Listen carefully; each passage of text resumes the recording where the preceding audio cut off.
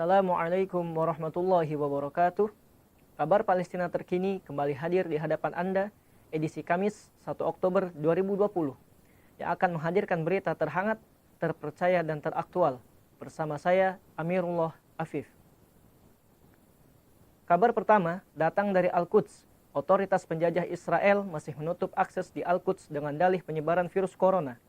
Sudah 7 hari ini jamaah sholat dicegah untuk memasuki Masjid Al-Aqsa. Namun mereka membolehkan pemukim ilegal Yahudi untuk memasuki Masjid Al-Aqsa. Berikut berita selengkapnya. Dilansir dari laman situs al-ahrar.ps, Rabu 30 September 2020, sudah 7 hari berturut-turut otoritas penjajah Israel memberlakukan penutupan di Al-Quds dan mencegah jamaah yang akan menuju Masjid Al-Aqsa. Namun demikian, mereka membuka akses seluas-luasnya kepada pemukim ilegal Yahudi untuk masuk ke Masjid Al-Aqsa. Saksi mata mengatakan, tentara penjajah Israel membuat penghalang-penghalang dari besi di setiap pos-pos pemeriksaan. Mereka juga melarang warga di Al-Quds untuk melakukan aktivitas. Selain itu, mereka juga menutup pintu masuk ke kota tua, serta melarang warga yang menuju ke Masjid Al-Aqsa serta gereja Al-Qiyamah. Di saat yang sama, otoritas penjajah Israel juga meningkatkan aktivitas penangkapan dan pembongkaran bangunan-bangunan milik warga Palestina. Diberitakan sebelumnya, sejak hari Kamis lalu, otoritas penjajah Israel memberlakukan pembatasan pergerakan untuk yang kedua kalinya selama masa pandemi. Sekolah-sekolah, universitas, dan tempat-tempat umum ditutup dengan alasan membatasi penyebaran virus corona. Namun demikian, mereka membolehkan para pemukim ilegal Yahudi untuk melakukan penyerbuan ke Masjid Al-Aqsa. Beranjak ke kabar selanjutnya, perbatasan Rafah kembali ditutup setelah dibuka selama 3 hari. Pada hari ketiga, tercatat 1.041 orang meninggalkan jalur Gaza. Seluruh aktivitas di perbatasan Rafah telah melalui prosedur kesehatan yang ketat.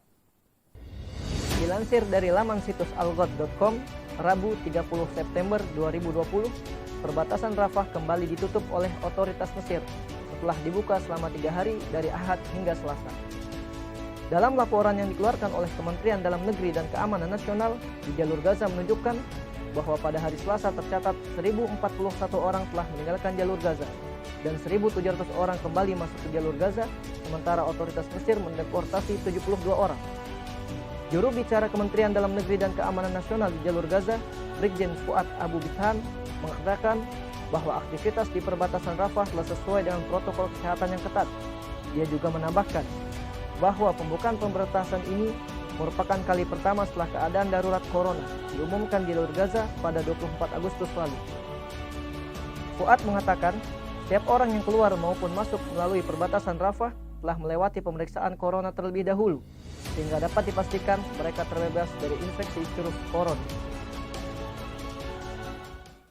Kabar berikutnya, pengungsi Palestina di Suriah alami kehidupan yang sulit. Data menunjukkan bahwa kemiskinan meningkat tajam. Hal ini disebabkan oleh krisis ekonomi yang dialami oleh Suriah dan tingginya angka pengangguran. Dilansir dari laman situs safa.ps, Rabu 30 September, kelompok kerja orang-orang Palestina di Suriah mengatakan pengungsi Palestina di Suriah hidup dalam kondisi kehidupan yang sangat buruk. Asosiasi tersebut melansir, kondisi kemiskinan di antara para pengungsi kini berada di tingkat terburuk, kondisi yang belum pernah mereka alami sebelumnya. Krisis ekonomi telah memperburuk kehidupan mereka karena tidak dapat memenuhi kebutuhan primer, seperti kehilangan mata pencaharian, menurunnya tingkat pendapatan, meningkatnya kebutuhan terhadap barang pokok, sehingga semakin buruk dengan turunnya nilai mata uang Suriah dan turunnya kemampuan daya beli mereka dikarenakan dampak merebaknya virus corona. Ditambah lagi dengan kosongnya stok obat-obatan di pasar-pasar yang menjual barang-barang kebutuhan dasar.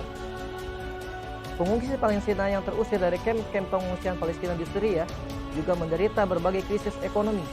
Yang paling mengemuka adalah tingginya harga sewa rumah di daerah-daerah yang tempat mereka mengungsi dengan kisaran harga antara 100.000 dan hingga 250.000 lira Suriah. Krisis tersebut terjadi karena hancurnya nilai lira Suriah secara signifikan terhadap dolar dan meningkatnya angka pengangguran. Kelompok kerja ini menjelaskan sebagian besar pengungsi telah kehilangan pekerjaan mereka akibat perang.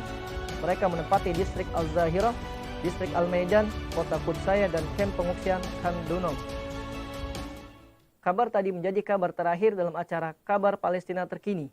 Saya Amirullah Afif, mewakili kru KNRP TV yang bertugas, Mohon undur diri. Wassalamualaikum warahmatullahi wabarakatuh.